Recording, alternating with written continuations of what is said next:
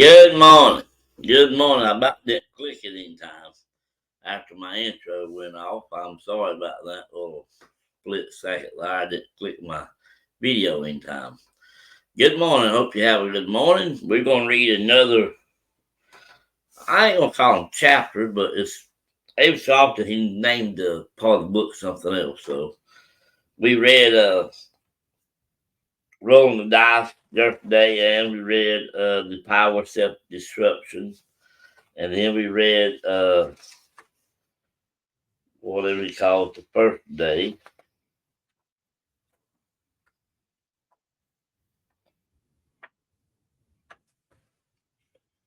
Well, short term gain, long term pain, what it was. So today we're going to start out with the trip home. So let's start. The trip home from Miami seemed to take 8 hours, though it was actually just a 3 hour drive. It was long and tedious.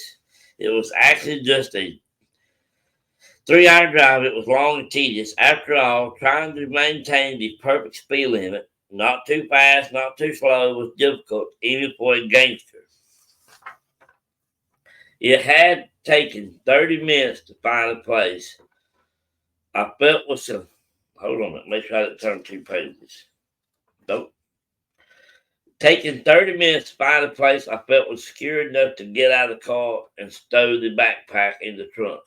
Under the spare tire, it was amazing how 4 pounds weighed on my trunk down, like I was driving a lowrider. I'm supposed to be tougher than this, I scolded myself. I didn't want my buddy, 8 years my junior, to know I was scared. As darkness settled in, every car in my rearview mirror started to look like a cop car. I felt like I must have seen dozens before arriving home. The boss called every 20 minutes to see where his package was, or maybe to see where we were.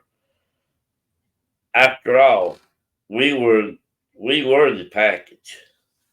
I was owned by this harlot, a true 2-for-1 deal where I went to see the 4 pounds of theft, robbery, addiction, adultery, lying, and destruction. We were in the business of low mortality, and we always succeeded at lowering the standards.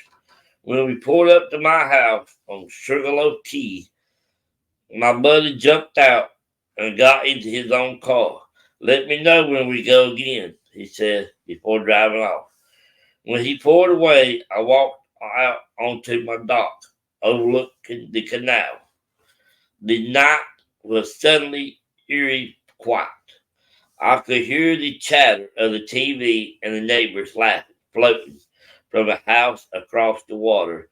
I looked at the moon reflecting on the water, so clear, so still, so inviting. I loved getting in the water there. I often found crawfish, the Florida lobster underneath the dock.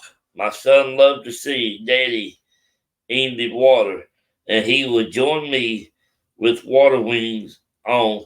So young and tender, he was just a sponge absorbing everything Daddy had to say. He watched everything I did. I loved being in that water, laughing along with him. But at this moment, I was not laughing. I was nervous. I had brought a harlot, a killer, back home with me. I got up and walked back to the carport. I opened up an outside closet, pushing aside fishing poles. Excuse me, y'all. Sorry about that. Uh,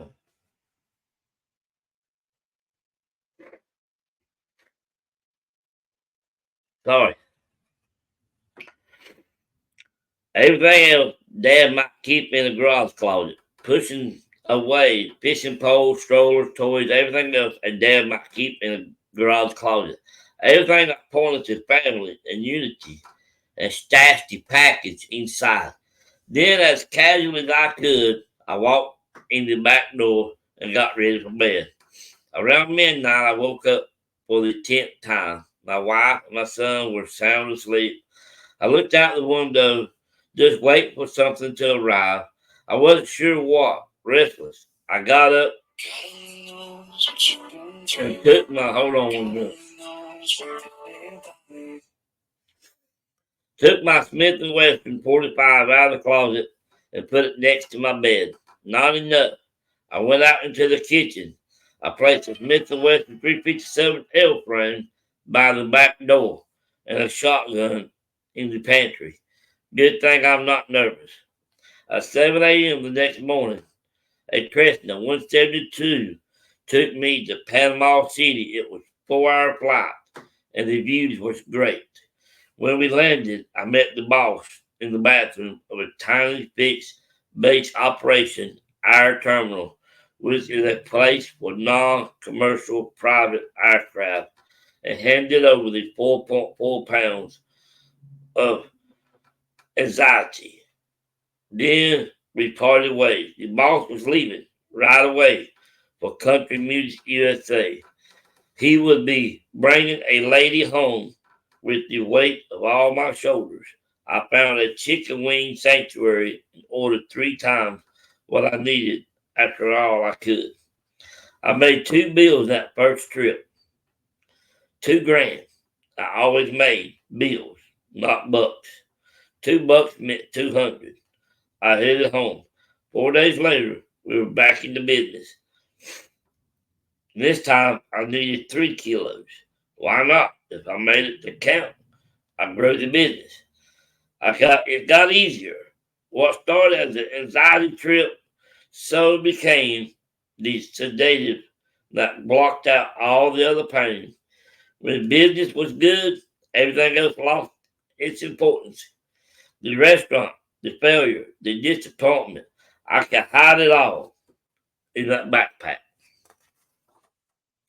May 1997 was a slow period for us.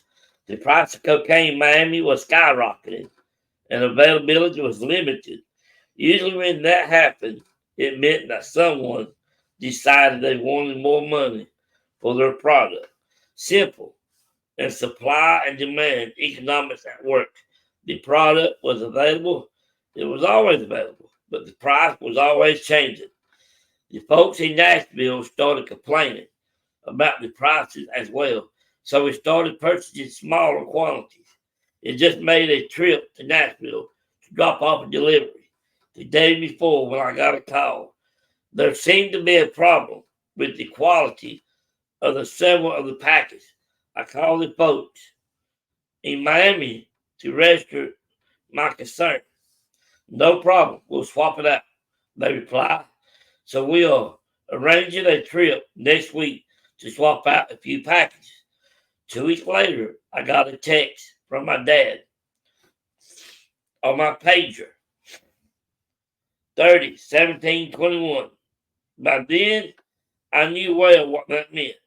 He wanted 30 kilos.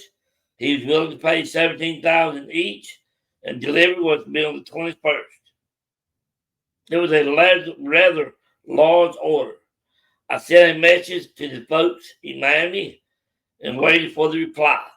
There was some negotiation, like usual, but we settled on the price and the date was set. On delivery day, I called a small private plane to Miami, bringing in money in duffel bags. When I landed, I rented a car, beat my Miami connection, Ralph, let him know I was in town. He gave me a call and told me to pick him up at a restaurant on 26th Street. This process went down as it always did. After picking him up, we drove around for 30 minutes or so until he felt comfortable. Then he directed me to a subdivision where we pulled into the driveway of a house. It was the kind of house you will see when the realtor was advertising a family-friendly neighborhood. Hold on 1 second.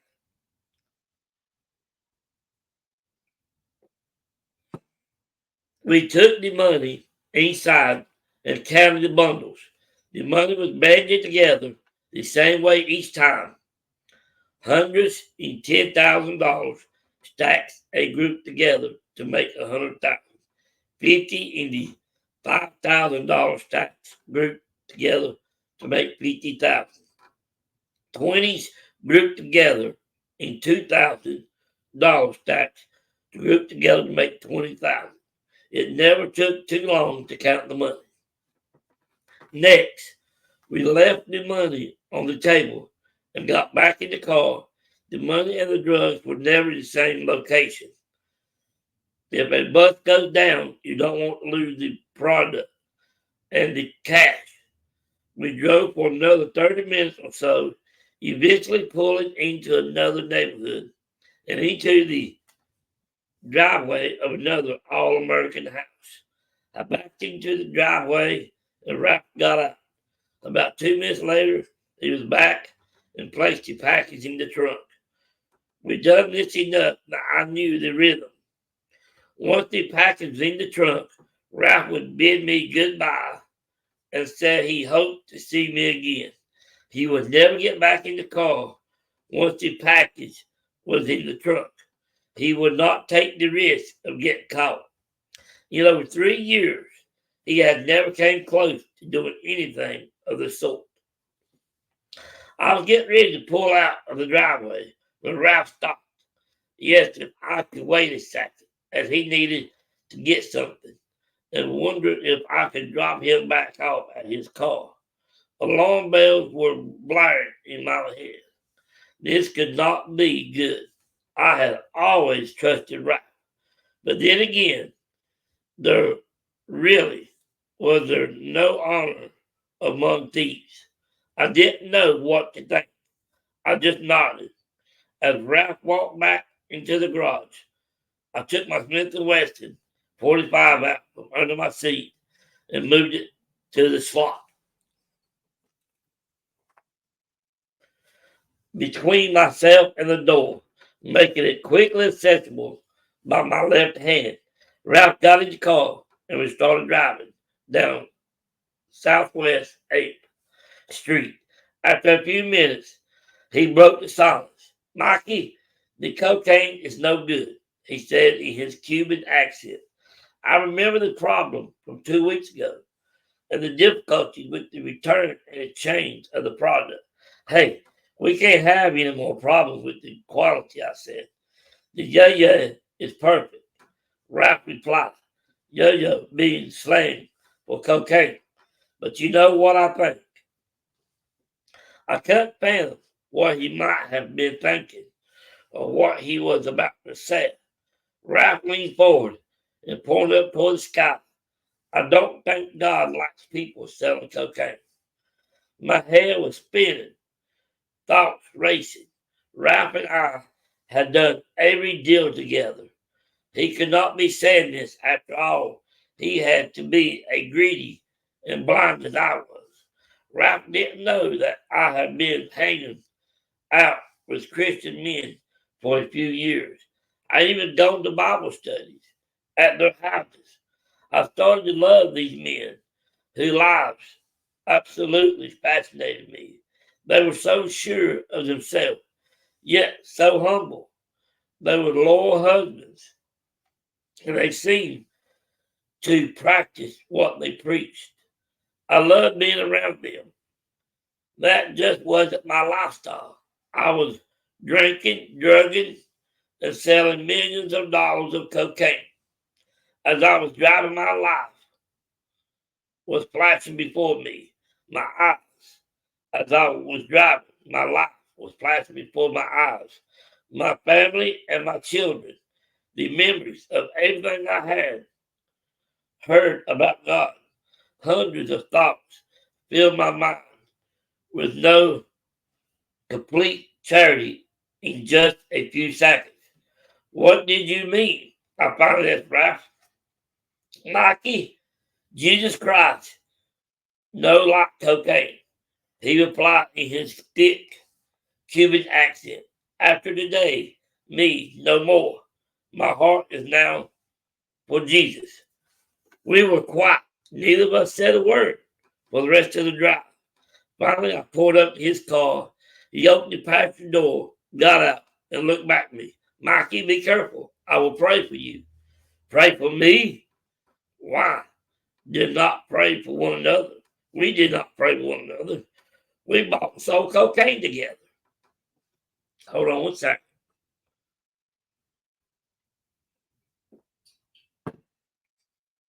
We went to strip clubs together.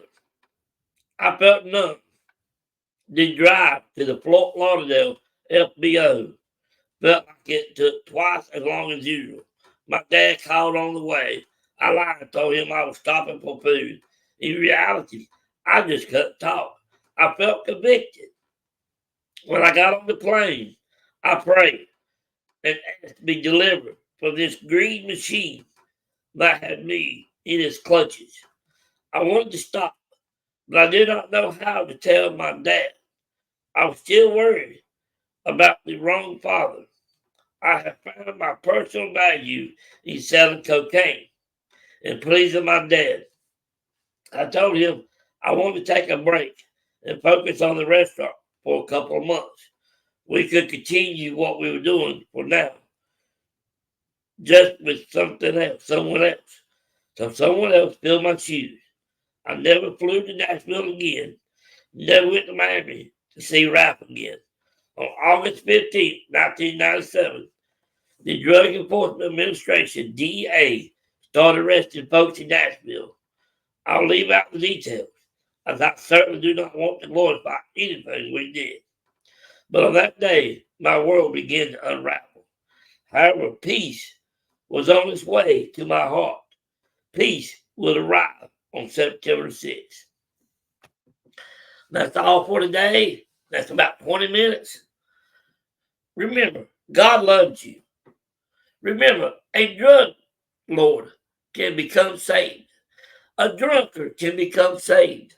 Anyone that asks God to save them and trust in Jesus with their heart, they can be saved. Ask Jesus today, come into your life, change your life, and turn around and live for Jesus. Hope y'all have a great day. Sorry my voice is not the greatest. Sorry my speech is not the greatest. But I love the Lord. And I know more people need to hear this book. More people need to know that their life can be changed if they just trust Jesus. Y'all have a great day. God bless you. Let's find that outro. For some reason my mouse didn't want to work. There it is. Love y'all.